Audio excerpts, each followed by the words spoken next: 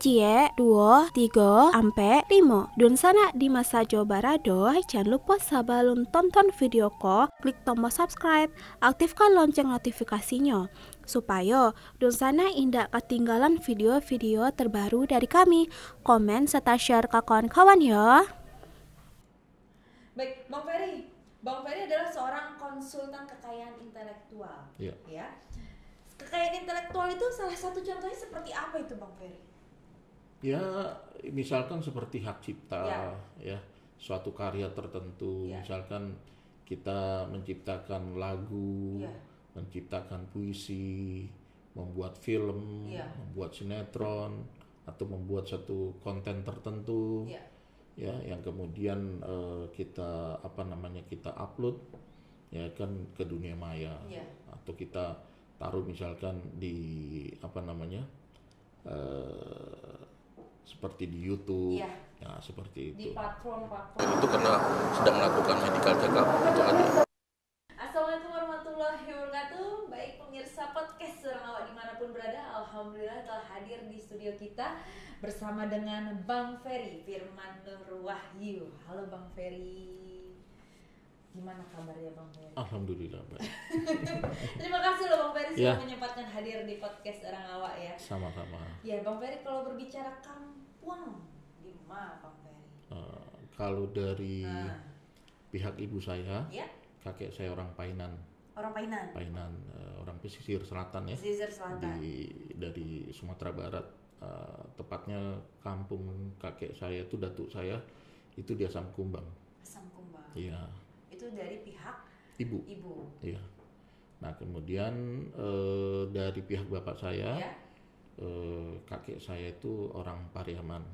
Kakek orang Pariaman. Iya, kakek orang Pariaman. Ya, berarti kedua orang tua Padang, Minang. Iya, orang Minang. Dan bapak lahir di Jakarta ya, saya lihat. Saya lahir di Jakarta, bapak ibu saya lahir di Pontianak, Kalimantan Barat. Jadi kakek saya dari pihak ibu saya itu merantau ke Pontianak ketika beliau berusia 25 tahun. 25 tahun. Iya, itu.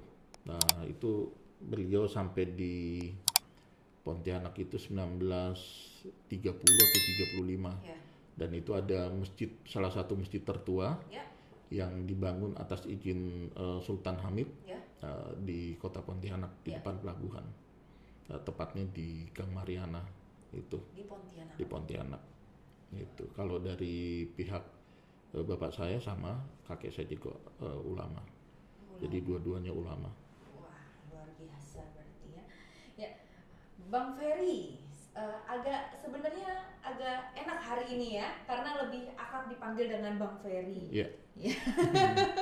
Ya, Bang Ferry lahir di Jakarta dan sekarang memiliki profesi yang sudah diketahui oleh publik pastinya ya, sebagai advokat dengan jam terbang yang luar biasa, dengan berbagai kasus kelas menengah ke atas ya.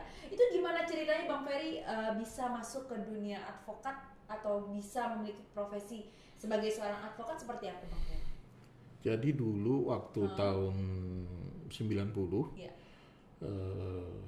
saya masuk di Fakultas Hukum Trisakti. Itu dulu kampus saya itu di Rawasari. Ya. Itu tahun 86. Nah, di tahun 90 itu ketika menjelang skripsi, saya mulai magang kerja di kantornya Bang Minang Warman almarhum. Iya. Beliau dulu ketua komisi disiplin PSSI ya. Gitu. Nah, jadi saya keluar dari kampus itu tahun 90. Terus saya kembali lagi masuk ke kampus untuk menyelesaikan S1 sarjana hukumnya. Jadi saya di situ dari tahun 90 sampai 93 itu magang di beberapa kantor pengacara. Ya, salah satunya tadi itu Minang Warman, kantornya almarhum Bang Minang Warman. Kemudian di kantornya Profesor Prayudi Atmo Sudirio. Kemudian di kantor Profesor Mariam Darus Batu Zaman. Berarti magang di beberapa kantor. Ya, dulu waktu zamannya saya itu untuk menjadi seorang advokat itu kita harus magang kerja dulu selama lebih kurang 6 tahun. Alasannya harus magang dulu selama kurang lebih 6 tahun itu untuk mencari pengalaman kan? Untuk mencari pengalaman dan kemudian mendapatkan rekomendasi dari senior advokat pada saat itu. Dan itu minimal kita harus mendapatkan 3 rekomendasi untuk bisa mengikuti ujian pengacara praktek pada saat itu. Prosesnya panjang berarti. Ya, beda dengan sekarang. Sangat beda. Gitu. Jadi kita dulu harus melalui suatu proses magang dulu, ya, magang. Kemudian pada saat proses magang itu butuh rekomendasi juga. Kita butuh rekomendasi dan kita nggak boleh cacat di mata para senior itu tadi. Berarti banyak yang harus dijaga pada saat itu ya? Oh iya, selama 6 tahun itu ya kita harus menjaga hubungan baik dengan para senior advokat pada saat itu. Dan saya mendapatkan 3 rekomendasi itu pertama dari Adnan Buyung almarhum, kemudian Bang Mulya, Todo Mulya Lubis, dan yang ketiga saya mendapatkan dari Profesor Franz Hendrawinata. Akhirnya mendapatkan 3 rekomendasi dari orang-orang yang begitu hebat ya? Saya mendapatkan 3 rekomendasi itu tadi. Dan akhirnya Bang Ferry mulai mendapatkan klien itu di tahun berapa? Saya ikut dulu itu kita ujiannya itu bertahap. Kita kode etik dulu. Saya lulus kode etik dulu, kemudian baru lulus pengacara praktek. Tahun 96 saya sudah buka kantor firma hukum, namanya firma hukum Lewis & Partner. Nah itu setelah melalui proses magang selama 6 tahun itu baru saya membuka kantor firma hukum. Dan itu pun pada saat saya membuka kantor firma hukum saya tetap dengan senior partner yang mempunyai pengalaman lebih dibandingkan saya gitu. Jadi saya dibimbing oleh para senior itu tadi. Untuk mencari ilmunya ya. Ya, supaya jadi pada saat kita berpraktek itu kita tidak salah dan keliru gitu. Karena itu fatal jadinya kalau seorang advokat itu salah dan keliru. Oh iya, pasti itu pasti. Iya. Itu. Oke, baik. Kalau pertama kali berarti menerima klien itu di tahun 96 ya berarti? Tahun 96. Tahun 96. Klien pertama saya itu adalah Indra Lesmana. Musisi jazz pada saat itu. Nah, partner saya almarhum Iwan Setiawan itu adalah manajer dari Krakatau Band. Ya. Nah, beliau yang memberikan inspirasi ke saya ke dunia entertainment law atau showbiz dulu.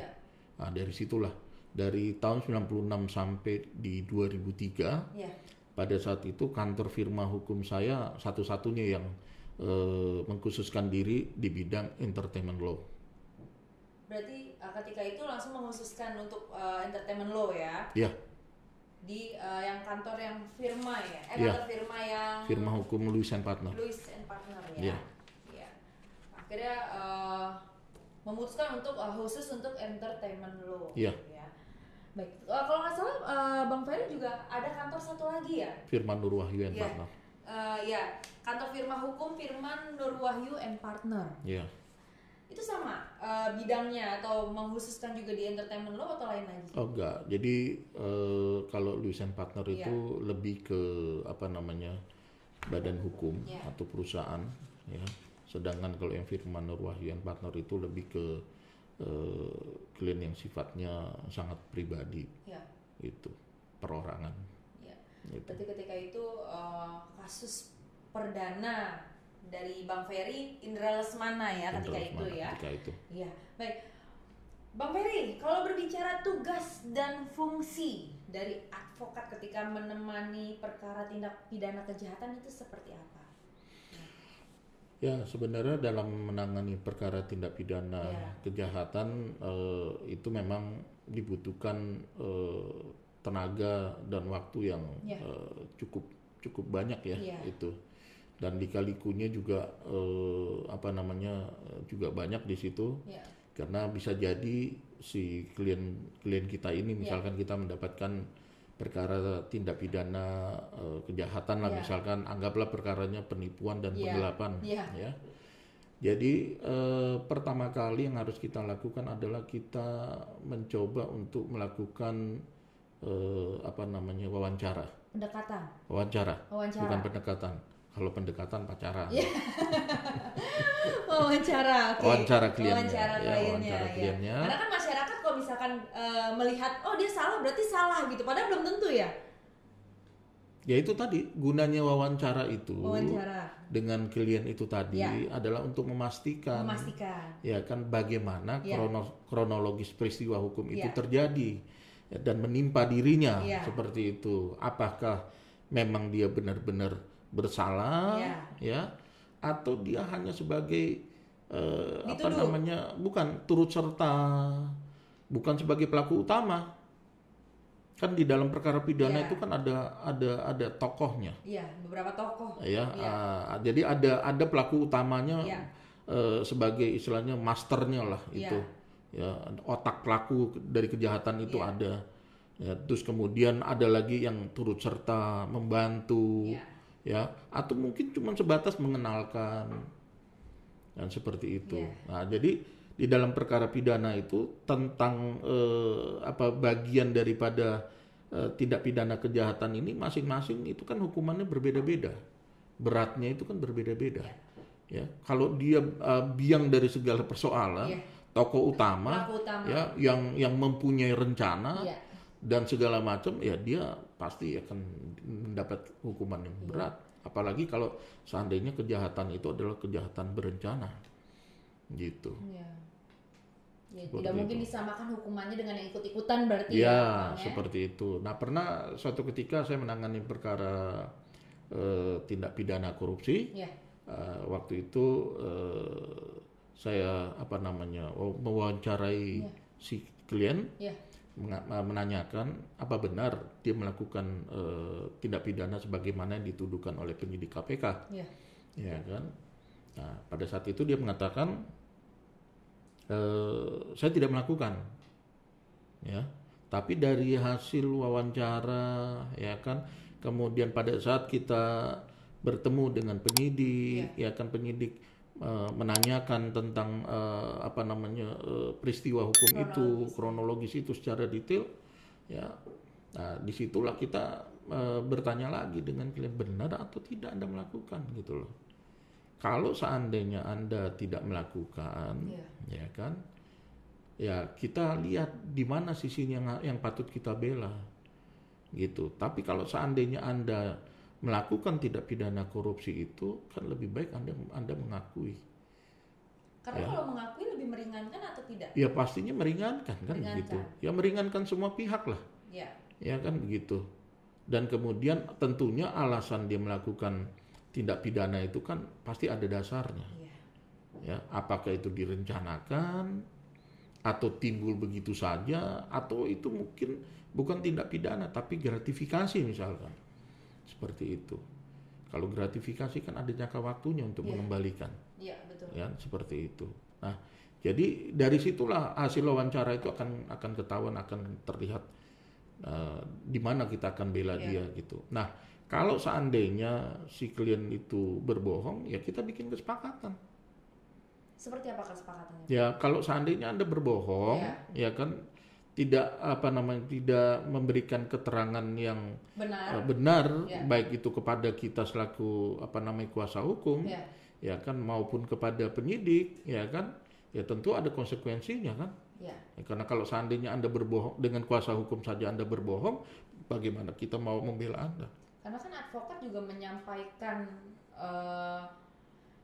pembelaan dari tersangka ya, maksudnya alasan tersangka, ya maksudnya memang jadi harus menyampaikan sebenar-benarnya ya, Bang Ferry ya. Jadi tinggal dilihat gitu loh, niat kejahatan itu timbul sejak kapan gitu loh. Ya.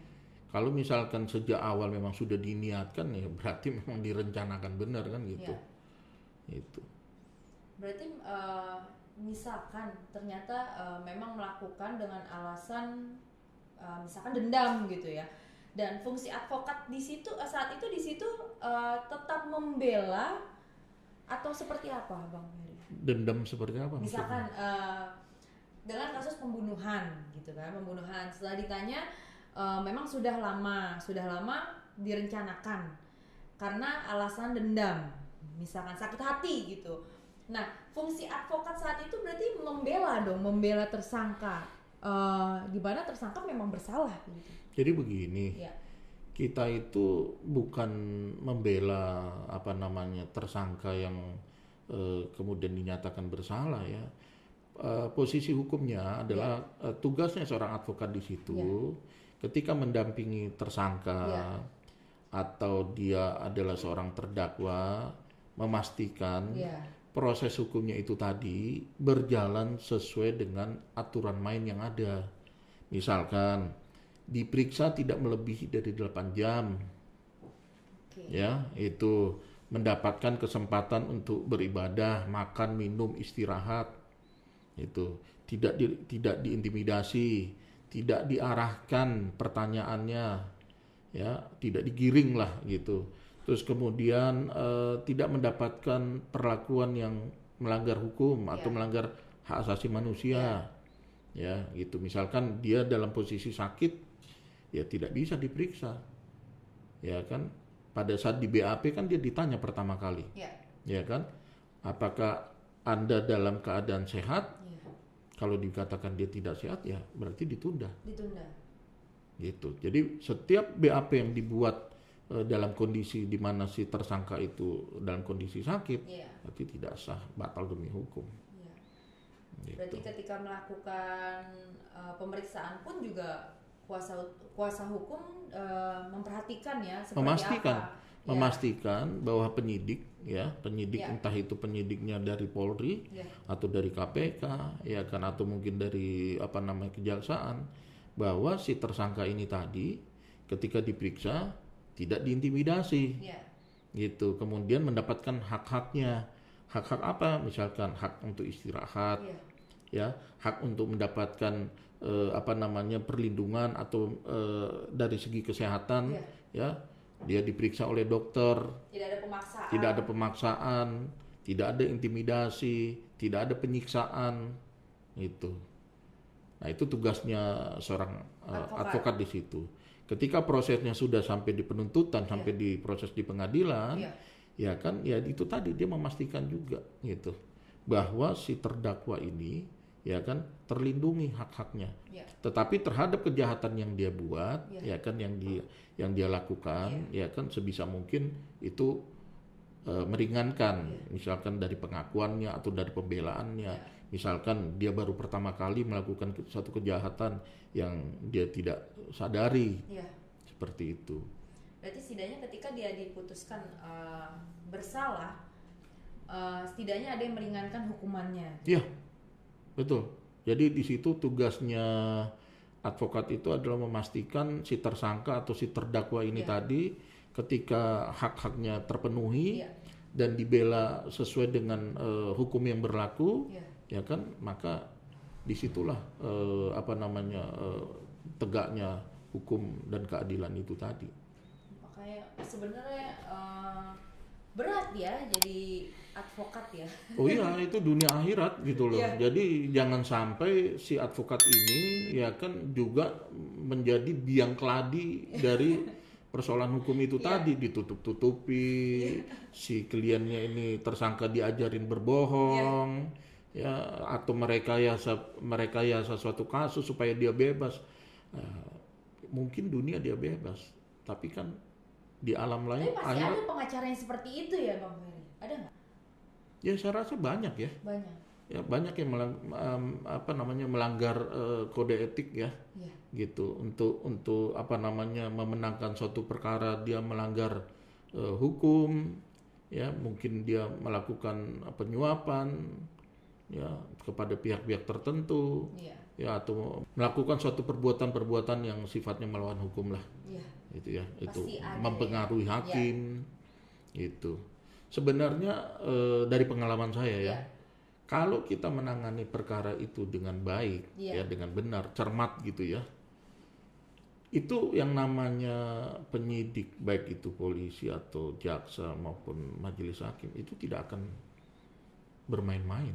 Jika kita mengetahui kode etiknya ya berarti iya, ya. Artinya ilmu pengetahuan kita, yang bermain di situ ada ilmu pengetahuan kita gitu.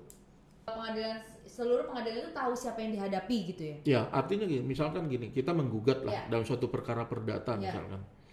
Kita membuat gugatan itu sempurna. Ya.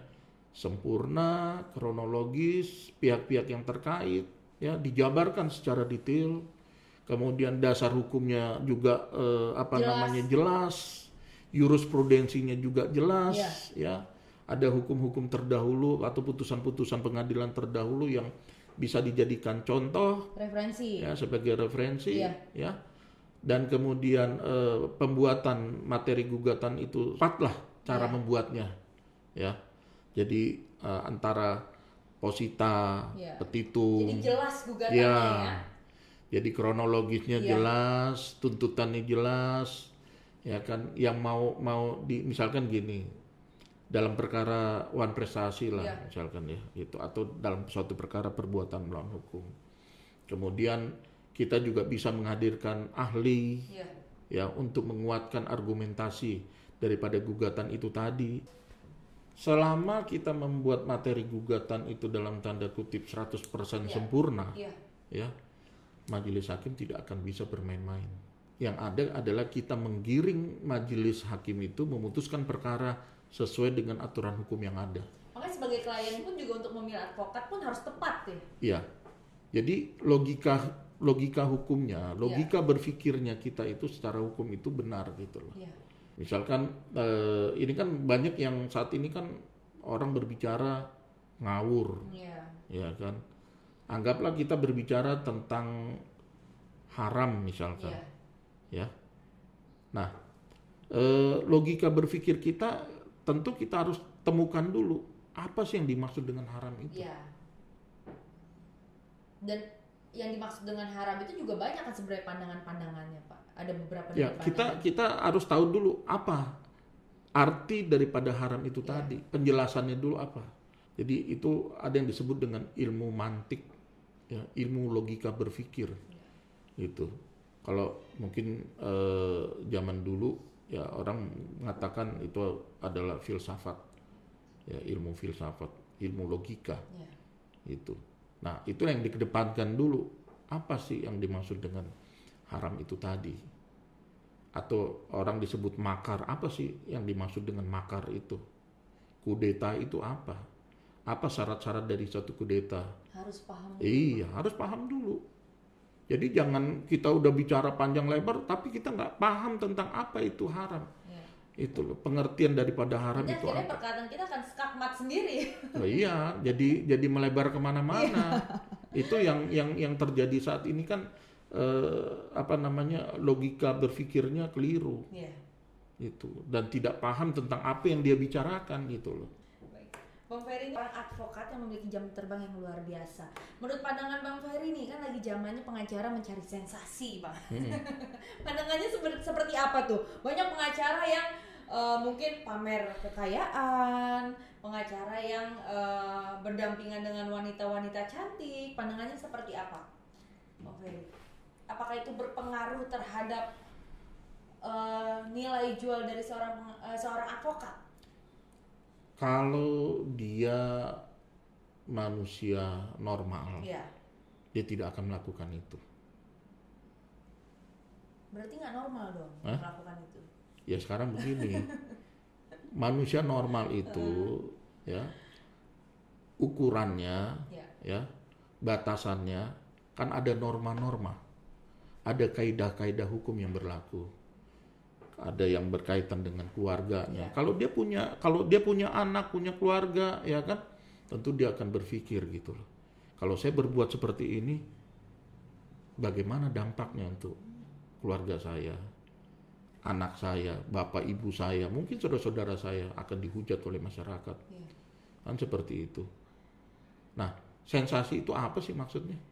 Misalkan salah satu advokat berhadapan dengan artis gitu kan, artis gitu, bahkan ada yang nggak dibayar, yang penting mereka memiliki jam terbang menghadapi kasus dengan artis. Ada kan yang begitu, Bang Ferry?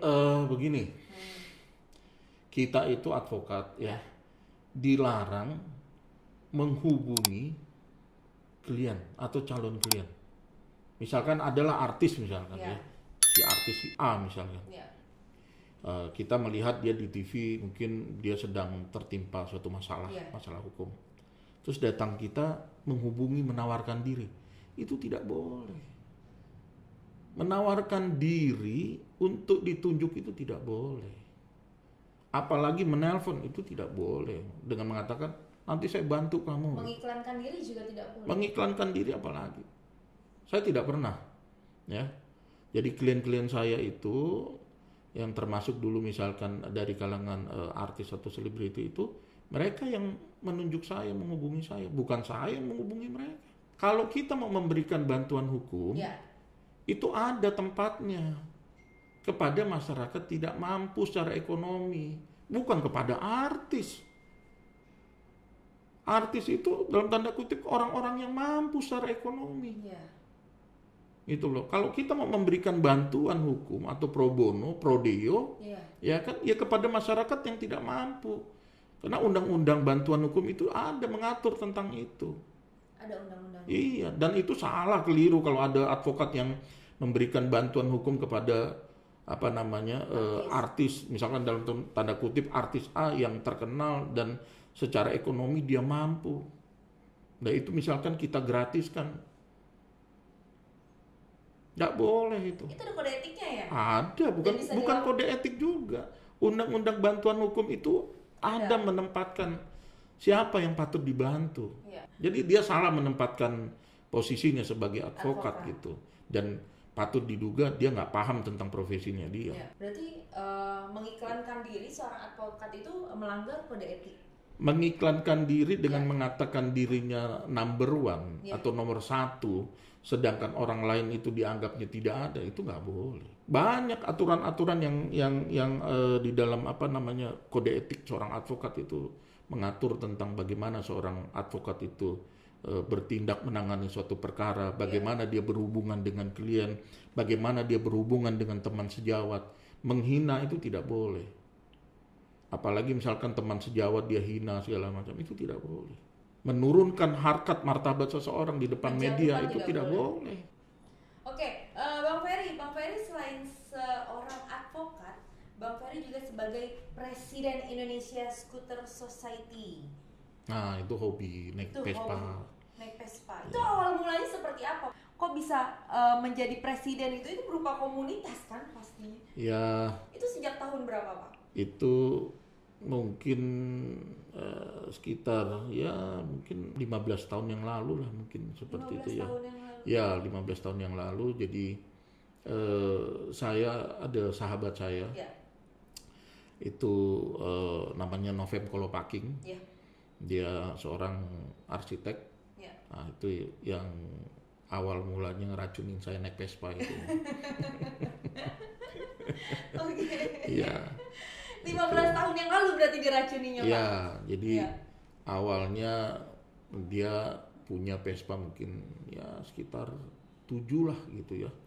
Itu 7 dia punya koleksi, terus tiba-tiba saya ngebelinya kayak orang kesurupan gitu. Sampai 31 unit. 31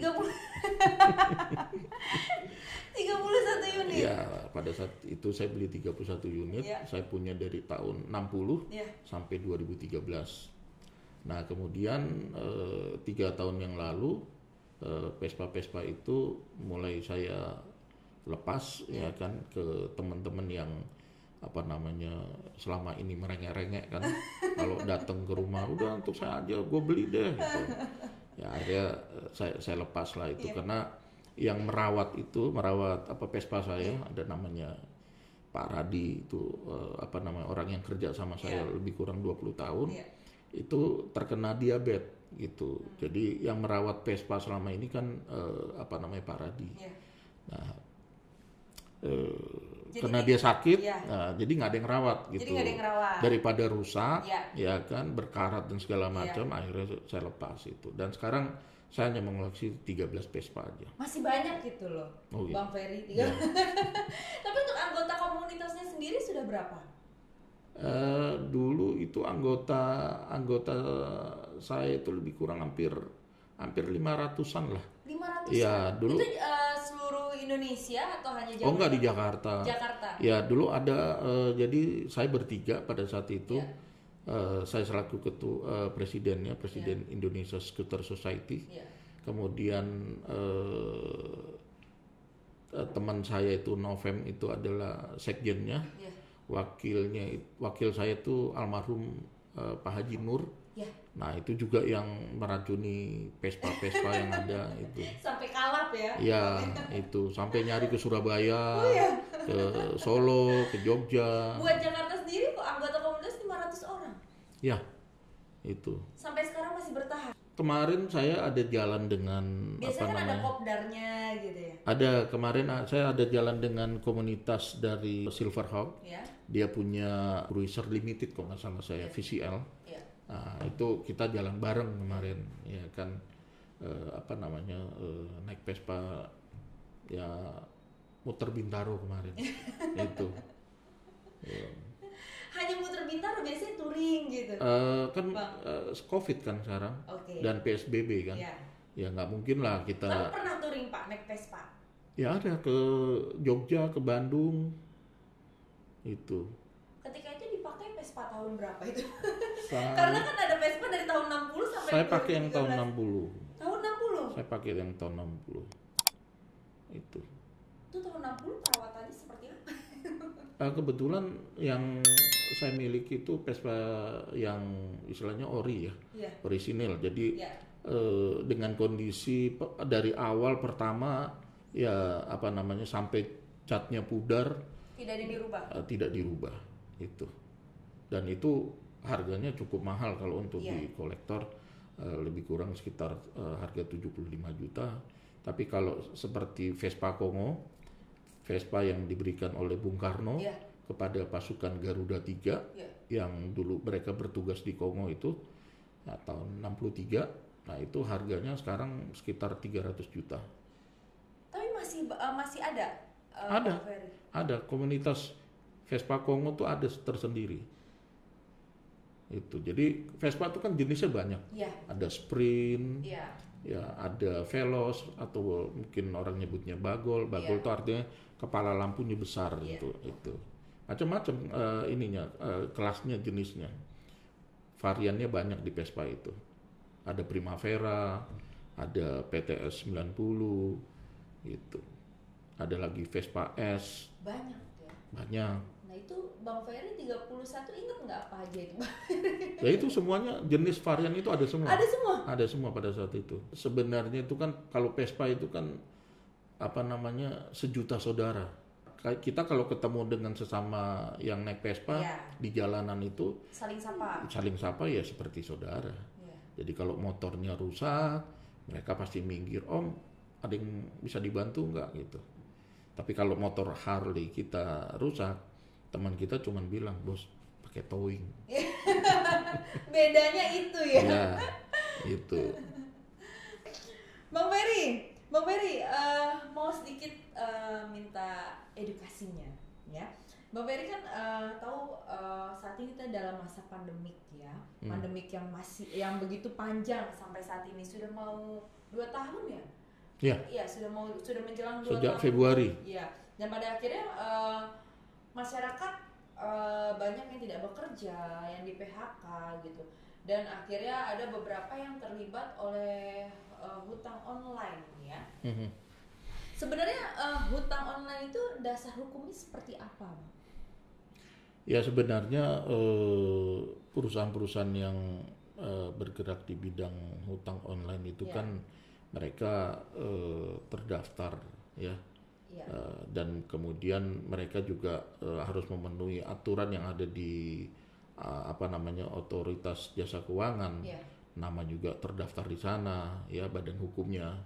Nah, cuman kan masyarakat ini kan kerap kali mungkin keburu nafsu ya, karena begitu mudah ya meminjam uang hanya bermodalkan KTP ya kan, kartu keluarga, foto, dah seperti itu. Nah, dia tidak membaca tentang syarat dan ketentuannya lebih lanjut bagaimana ya, dan bunganya kan bunga berbunga. Iya, betul. Itu sama saja mereka dendanya. Ya, sama saja mereka minjem dengan rentenir. Itu loh. Nah, itu banyak yang terjebak di situ. Nah, edukasinya ya tentunya harus pinter-pinter. Ya kan, jangan berhutang lah. Kalau bisa ya. Iya. Tapi kan ada beberapa sampai ada kasusnya ya, salah satu guru yang terlibat hutang online. Ya itu tadi, karena kan hampir rata-rata kan orang yang meminjam hutang online itu akal sehatnya sudah hilang. Ya, itu. Kalau dia berpikir secara jernih, nggak mau. Orang yang sehat normal nggak akan mau, gitu loh. Tapi yang orang sudah terjepit sana sini kan akal sehatnya sudah nggak ada, berpikirnya udah buntu. Udah pakai ini aja, gali lubang tutup lubang. Ada beberapa dari teman-teman saya yang teman kuliah, SMA atau SMP ya kan menghubungi saya. Terus saya bilang, kenapa bisa begitu terjadi? Ya karena memang kan sampai ada yang disebarkan fotonya. Ya itu tadi, kalau dia tahu tentang syarat dan ketentuan itu, dia tidak akan lakukan itu. Itu loh. Karena itu kan amat sangat mudah kan. Dan dia akan amat sangat mudah juga untuk diintimidasi, ditakut-takuti segala macam. Tapi sebenarnya nggak boleh kan ya? Ya nggak boleh lah. Secara normal ketentuan, syarat dan ketentuan itu kan, menagih itu kan tidak boleh mengancam orang. Itu kan dengan kata-kata yang tidak pantas. Itu. Dan sebenarnya bisa dilaporkan ya? Bukan bisa dilaporkan, wajib dilaporkan. Ya kan. Nah, kita juga tidak tahu apakah perusahaan itu money laundering. Ya kan, dana misalkan dia tidak terdaftar ada di OJK, otomatis kan bisa saja itu money laundering. Gitu. Jadi ketika kita kepepet misalkan gitu kan, melihat aplikasi yang menawarkan hutang online atau pinjaman online itu harus memperhatikan seperti apa aplikasi itu, sudah terlindungi oleh OJK atau belum gitu ya. Intinya begini. Kita dalam bertindak atau melakukan sesuatu harus benar-benar dalam kondisi yang tenang. Gitu. Kalau misalkan kita lagi kalut, ya, otak kita lagi tidak bekerja dengan normal, ketika kita mengambil tindakan, udah pasti tindakan itu ceroboh. Gitu. Dan tindakan itu pasti akan berdampak ke depannya, ya kan, yang tidak mengenakan untuk dirinya maupun keluarganya, itu loh. Tapi memang sebenarnya ketika kita menggunakan dunia digital ya, Bang Ferry, emang apabila ada syarat ketentuan itu harus kita baca dengan benar ya. Oh iya. Apapun itu ya. Iya, apapun. Itu. Seperti mobile banking juga kan itu ada syarat ketentuannya. Karena kan sekarang dengan adanya istilahnya mobile banking tadi itu ya, dengan menggunakan handphone ya, kalau kita tidak benar-benar memperhatikan. Baik, Bang Ferry adalah seorang konsultan kekayaan intelektual. Ya. Kekayaan intelektual itu salah satu contohnya seperti apa itu, Bang Ferry? Ya, misalkan seperti hak cipta, ya, suatu karya tertentu, misalkan kita menciptakan lagu, menciptakan puisi, membuat film, membuat sinetron, atau membuat satu konten tertentu, ya, yang kemudian kita kita upload, ya kan, ke dunia maya, atau kita taruh misalkan di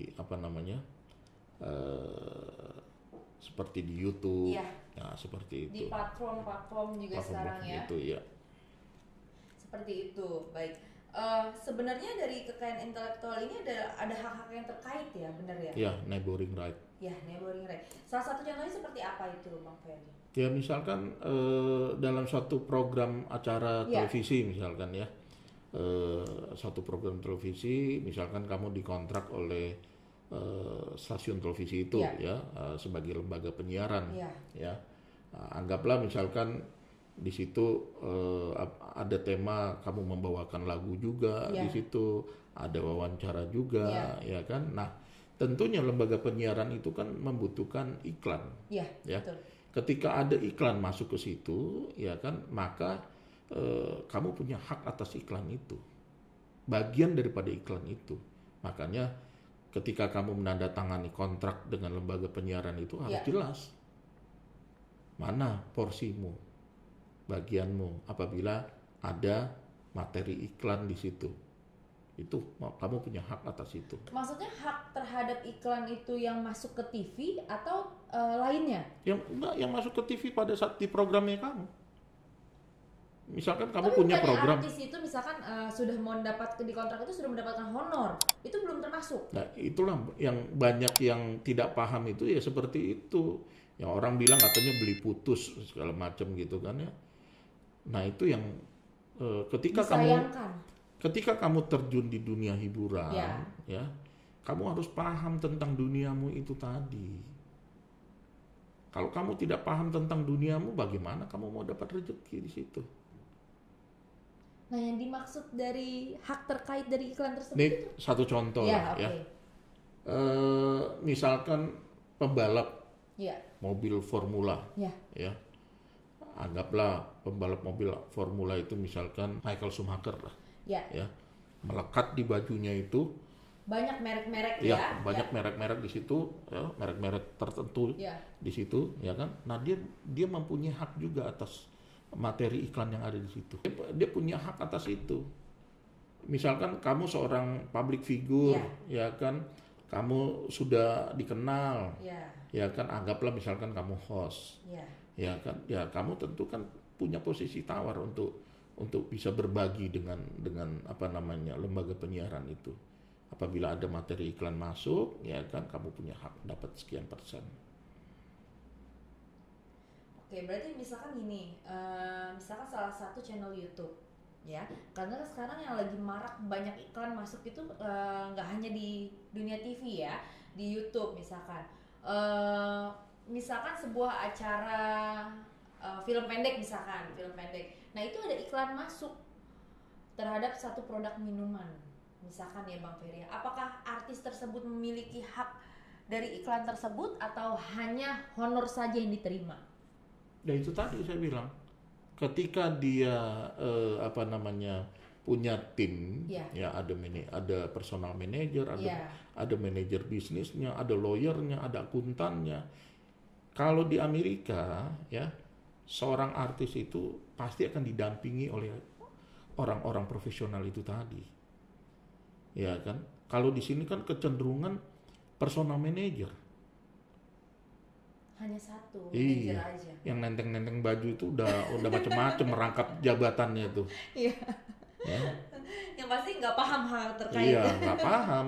Jadi seorang artis di Amerika itu dia punya orang-orang profesional. Manajer bisnis itu adalah yang mencari pekerjaan untuk dia. Gitu. Produk apa yang layak untuk dia gitu, dia bawakan. Ya kan yang melekat dengan dirinya dia. Gitu loh. Ya, iklan apa nih yang cocok untuk si figur A ini tadi. Ya, di mana dengan iklan itu bisa membawa iklan itu juga menjadi terkenal, dikenal orang, bahkan disukai orang, digandrungi orang. Nah itu tadi, itu tugasnya manajer bisnis, itu loh, ya kan. Nah tugasnya seorang konsultan hukum, ya kan, memastikan bahwa kontrak-kontrak yang akan ditandatangani, ya kan, pertama memenuhi hak-haknya dan memenuhi kewajiban-kewajibannya. Apa hak-haknya si artis itu tadi? Yaitu tadi materi iklan, honornya dibayar sesuai dengan apa namanya jam terbangnya, senioritasnya dia, kepopulerannya dia. Ya. Itu misalkan satu episode dia dibayar 1 miliar misalkan, ya kan? Seperti itu. Karena materi iklannya masuk kan juga hitungannya kan per detik. Iya, betul. Itu. Hitungan per detik atau hitungan per menit. Berarti itu di luar honor ya berarti. Oh, di luar honor. Makanya si artis itu harus paham. Dia terjun di dunia hiburan itu dia harus paham tentang dirinya. Kalau nggak paham ya kacau semua lah, ditipu, dibohongi. Itu. Nah, kuasa hukumnya itu tadi ya kan bukan kuasa hukum yang istilahnya banci tampil. yang nggak ngerti tentang kekayaan intelektual itu tadi. Ya kan. Nah, dia punya juga konsultan keuangannya, yang ngatur keuangannya, bayar pajaknya segala macam. Tuh yang benar artis begitu. Bukan hanya taunya nerima honor aja ya. Iya. Berarti masih banyak hak-hak yang sebenarnya yang mereka tidak ketahui yang harusnya mereka terima. Iya. Kalau dia sudah terjun di dunia hiburan, ya, di dunia entertain, ya kan, atau showbiz, ya kan, dia tahu tentang hak-haknya. Ada yang merupakan honorariumnya dia, ada yang merupakan hak-hak terkaitnya dia yang bisa mendatangkan uang. Ya, ketika iklan masuk di dalam programnya dia punya hak atas itu. Nah, dia harus pandai bernegosiasi dengan lembaga penyiaran. Dia bikin film misalkan. Ya, bukan main film aja honorariumnya dia. Ketika film dari pita seluloid itu tadi ya akan direproduksi, ya akan ke dalam bentuk lain, ya, ke dalam bentuk VCD, ya, ke dalam bentuk DVD atau ke dalam bentuk Blu-ray dan segala macam lah. Ya, alat yang bisa menayangkan film itu tadi, maka si aktor atau aktris itu tadi punya hak atas royalti. Dan iklan masuk dapat lagi. Nah iyalah. Di Amerika tuh ada satu penyanyi, dia cuma menyanyikan satu lagu itu seumur hidup dia mendapatkan royalti dia hidup dari royalti itu tadi. Ini di sini kan sampai ada yang bongkok sampai meninggal. Sampai harus mengais-ngais. Itu artinya berarti Indonesia harus berteriak-teriak. Itu berarti Indonesia tidak paham hal itu atau seperti apa tuh? Ya itu tadi saya bilang, edukasi. Edukasinya kurang. Ya, edukasi, sosialisasi. Ketika kita akan terjun di suatu profesi, kita harus tahu dulu tentang profesi kita ini. Bisa mendatangkan apa? Mendatangkan rezeki atau mendatangkan mara bahaya? Ya kan? Itu. Mendatangkan rezeki atau dunia tipu-tipu gitu. Iya. Gitu. Jadi jangan yang harusnya kenapa di dunia lain, dia misalkan di Amerika atau di Eropa ya, ada seorang aktor, aktris, ya kan, musisi, penyanyi, pencipta lagu, ya, arranger segala macam, ya kan, bisa hidup dari dunianya. Padahal sudah tidak show lagi gitu ya. Tapi kalau di Indonesia enggak gitu. Ya karena itu tadi. Dia cuma menerima honorariumnya, udah beli putus, katanya begitu. Yang istilah-istilah itu tadi. Dan yang bernegosiasi itu bukan konsultan hukumnya, tapi yang bernegosiasi itu adalah personal manajernya, manajer pribadinya. Ya, Bang Ferry, terima kasih edukasinya yang luar biasa, Bang Ferry. Ya, sama-sama. Ya, semoga bisa ketemu di lain kesempatan. Insya Allah. Ya. Itu. Baik, pemirsa podcast Serang sekian sudah obrolan kita bersama dengan Bang Ferry Firman Nurwahyu. Dan jangan lupa di subscribe, like, dan komen. Wassalamualaikum warahmatullahi wabarakatuh. Waalaikumsalam warahmatullahi wabarakatuh.